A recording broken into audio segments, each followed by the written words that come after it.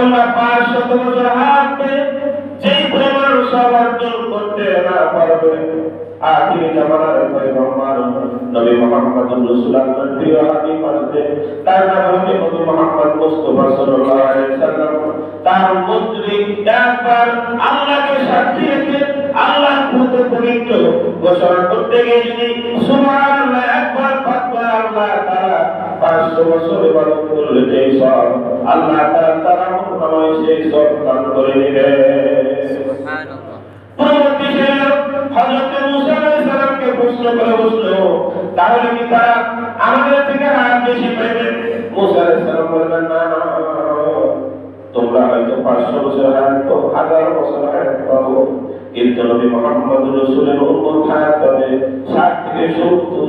কিন্তু আল্লাহর কাছে এত প্রিয় হবে, এত প্রিয় হবে, তাদের সময় এত দাম হবে, তার জীবনের এত মূল্য হবে, তারা যদি আল্লাহকে একটি সিজদা করে আর ফেরেশতারা যদি 70,000 বার সিজদা করে, গুনাহগার বান্দা যদি তারা যদি আল্লাহকে একবার সিজদা করে 70,000 বার সিজদা করলে যে সব আল্লাহ তাআলা তার উম্মত একটি সিজদা করলে তাকে সেই সম্মান করে দিবে।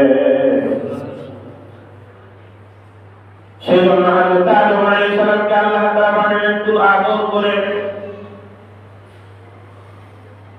এরপর আদম আলাইহিস সালামকে বানালেন, আদম আলাইহিস সালামকে বানিয়ে যখন রূহ দিলেন, এরপর তিনি দাঁড়িয়ে গেলেন।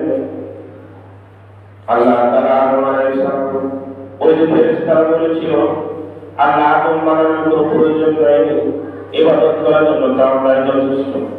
আমরা বাইতুল মামুরে তওয়াফ করি, পৃথিবী আল্লাহ তাআলা যত ফেরেশতা সৃষ্টি করেছেন, অসংখ্য ফেরেশতা, কেউ আল্লাহকে হুকুম করে, কেউ আল্লাহকে সিজদা করে।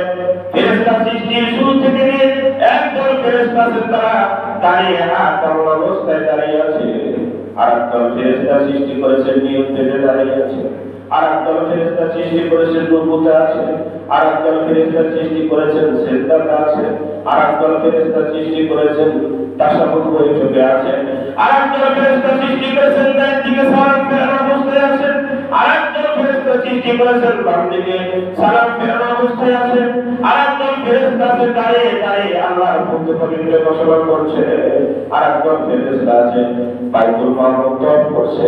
তার মানে আল্লাহ হাজার কোটি কোটি ফেরেশতা আছে, সবাই আল্লাহর ইবাদতে মগ্ন আছে। কিন্তু আল্লাহ তাআলা বলেন, ফেরেশতা বলেছিল এত ইবাদত আমরা আপনার পরিপূর্ণ পবিত্র ঘোষণা করি, এমন জাতি কেন বানানোর প্রয়োজন আছে যারা দুনিয়াতে বানাবার কাটাকাটি করবে, দরকার নেই। আল্লাহ বলেছেন আমি যা জানি তোমরা তা জানো না। সেই জন্য আল্লাহ তাআলা আদমকে বানাইলেন, বাইরে ফেরেশতাদেরকে সব ফেরেশতারা আর আদম নিয়ে একটি প্রতিযোগিতা অনুষ্ঠান করলেন।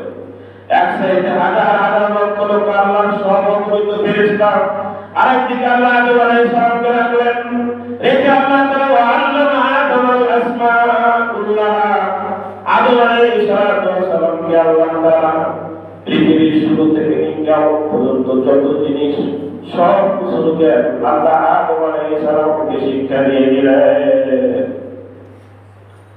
তো সে কিতাবে আছে ওয়াল্লামা আদম আসমা কুল্লাহা, এই যে ফ্যান আছে, এটার যে ফ্যান নাম, এটা আল্লাহ আদম আলাইহিস সালামকে শিক্ষা দিলেন। একটা চামিচ, এটা আদম আলাইহিস সালামকে শিক্ষা দিলেন, এটার নাম চামিচ। দেব পাখির থেকে শুরু করে পৃথিবীর সমস্ত বস্তু, সমস্ত খাদ্য, সমস্ত জিনিসের নাম আল্লাহ তাআলা আদম আলাইহিস সালামকে শিক্ষা দিলেন। তাফসীরে কিতাবের ভিতরে আছে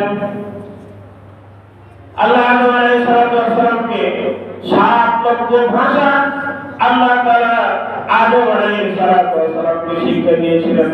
7 লক্ষ ভাষা আদম আলাইহিস সালাম জানতেন। তার মানে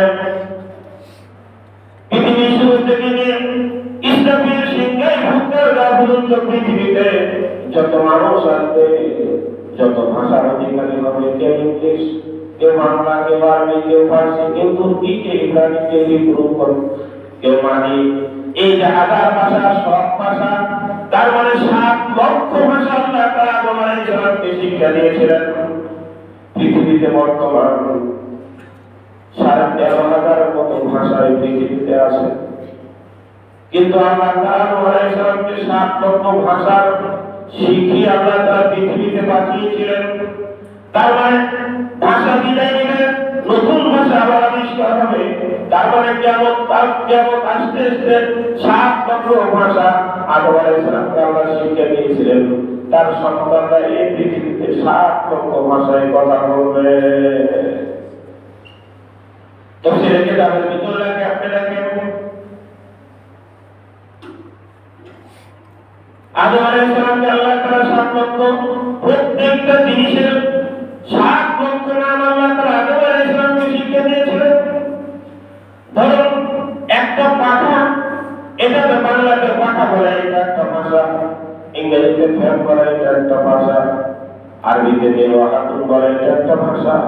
তার মানে প্রত্যেকটা জিনিসের আল্লাহ তাআলা আদম আলাইহিস সালামকে 7 লক্ষ নাম আল্লাহ আদম আলাইহিস সালামকে শিক্ষা দিয়েছিলেন। ইসহাকুল আদম আলাইহিস সালাম একদিকে আল্লাহর অগণিত ফেরেশতা, আর অন্যদিকে আদম আলাইহিস সালামকে আল্লাহ একটা প্রতিযোগিতার অনুষ্ঠান করলেন। তার মানে ফেরেশতা